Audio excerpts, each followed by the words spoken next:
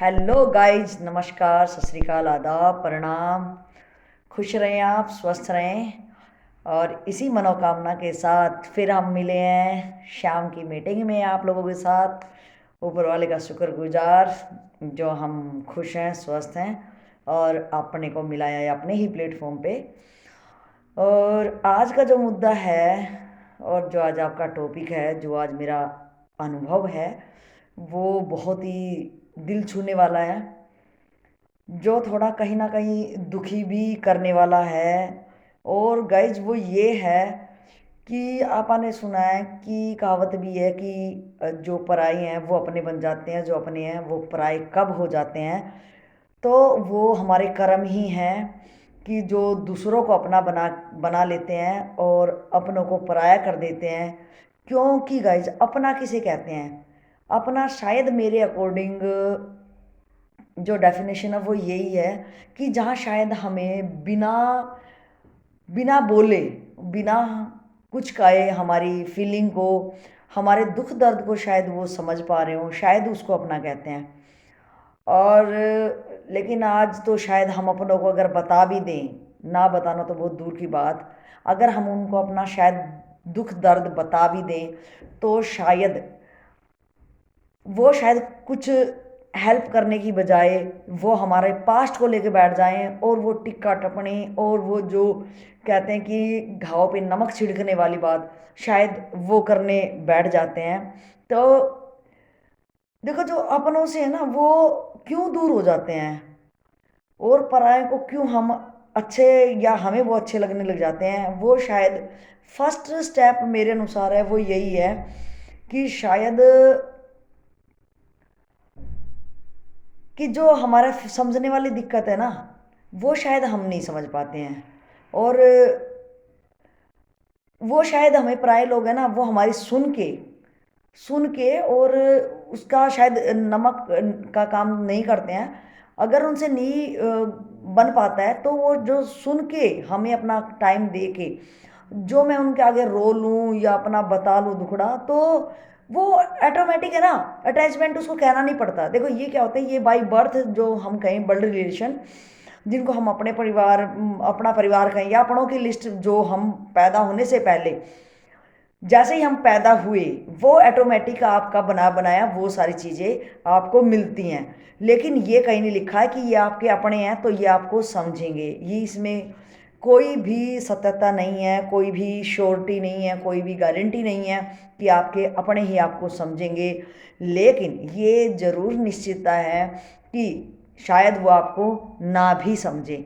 और अगर देखो गाइज, ये सबके लिए नहीं है कि सबके पेरेंट्स या भाई बहन या फैमिलियर जो भी है वो सबके एक जैसे नहीं होते हैं। बहुत अच्छी है फैमिली, उनको तो दुआए सलाम मेरी कि जो अपनों को बहुत ऊपर तक, बहुत माफ़ी देते हुए, उनकी गलतियों को नज़रअंदाज करते हुए और उनका बहुत साथ और सहयोग करते हैं। तो उनको कहते हैं अपने। अपने तो अपने ही होते हैं। वो इसलिए कहते हैं कि वो हमारी गलतियों को गलती ना देख के वो जो नमक वाला काम है वो नहीं करते। अपने हमें समझ के कि गलती हुई है, कोई बात नहीं, फिर भी मेरा अपना है, और वो हमें माफ़ी दे देते हैं और हमें फिर उठाते हैं। लेकिन आज जो ये हो रहा है ना, वो क्यों हो रहा है? तो गाइज कहीं ना कहीं तो है ना, हम पैसों को लेके इतने ज़्यादा अवेयर हो गए हैं कि हमारे जो रिश्तों में एक गर्मी चाहिए, एक रिश्तों में एक प्यार मोहब्बत चाहिए, वो शायद पैसों के लोभ में हमने शायद उसको भुला ही दिया है। तो पैसा ही शायद सब कुछ मेरे लिए हो गया है। माँ, भाई, बहन, पत्नी, हर कुछ शायद आपका पैसा ही हो गया है। तो गाइज पैसा तो फिर देखो, अपने बड़े बूढ़ों एक लकोक्ति भी है कि पैसा तो आनी जानी चीज़ है। पैसा किस्मत में होगा तो वो आएगा ही आएगा, अगर जाना होगा तो वो जाएगा ही जाएगा। लेकिन जो रिश्ते शायद एक बार चले जाते हैं ना, तो आज यही अनुभव था। मैं किसी के पास बैठी थी और वो बताते बताते भाव विभोर हो गए और उनका दर्द है ना, उनके बिना कही है ना, मैं वो समझ पा रही थी। मैं भी दुखी होगी उसके उसके चीज़ों को सुन के। और वो व्यक्त करने में ना उनको बहुत जोर लग रहा था, मतलब उनके पास कोई शब्द ही नहीं थे। किस टाइप से एक बंदा अपने अपनों को ही धोखा देने में सक्षम हो जाता है। और भाई सब देखो, ये मत समझो अगर आपने किसी को धोखा दे दिया ना, चाहे वो अपनों को हुआ या जो पराये को हुआ, किसी को भी हुआ, एनीथिंग, कुछ भी हो, एनी वन, आप सिंगल पर्सन को भी अगर धोखा देने में सफल हो गए हो ना, तो आप ये कतई मत समझो कि आप बहुत ज़्यादा ही समझदार और बुद्धिमान हो, कि आप अपने प्रोजेक्ट में सफल हो गए हो। दोस्त, आप बुद्धिमान नहीं हो, आप सबसे बड़े मूर्ख हो। जो आपने जिंदगी भर का जो गट्स, जो एक भाईचारे की, जो एक प्रेम भाव की, जो आपने बिल्कुल आपके इस जन्म क्या आपके जन्म शायद जाने के बाद भी वो शायद आपका परिवार को आपका साथ और सहयोग शायद उसका बना रहता, वो आपने आज पूरा डिलीट मार दिया। और रही कर्मों की बात, अगर आप धोखा देने में भी सफल हुए हैं तो आगे उसका लेना देना तो प्रकृति नेचुरल है, वो हम होता ही जाता रहेगा, उससे तो कोई बच ही नहीं सकता। इसलिए धोखेबाज ये ना समझे कि मैं सफल हो गया, सफल तू नहीं हुआ। ये सफलता कुछ टाइम के लिए है, ये रुकने वालों में भी से नहीं है। तो गाइज, कहने के मेरे भाव को शायद आप अच्छे से समझ गए होंगे। हम चालाक ना बने, हम धोखेबाज ना दें। देखो, अगर आपका मेरा प्यार प्रेम रहेगा ना गाइज, तो आप मेरे भाव को समझेंगे। और देखो, किसको जरूरत नहीं पड़ती, सबको आदर की, एक सहयोग की, एक मित्रता की, एक प्यार मोहब्बत की, सबको ये हमारी है ना बेसिक भूख है। शायद हम भूखे कुछ दिन तक रह लें, संभावना है, लेकिन अगर हमारे पास किसी का साथ सहयोग नहीं रहेगा ना, और हम धोखेबाजी दे दे के या किसी भी टाइप से भी हम अपने आप को रूखा कर लेंगे ना, तो फिर आप उनमें जो आप पहले थे वो जो गांठ अगर आ गई है, उस गांठ को भाई साहब फिर कोई भी किसी भी टाइप से कोई जोड़ ही नहीं पाता है। तो क्यों पहले ही हम उस चीज़ का ख्याल रखें।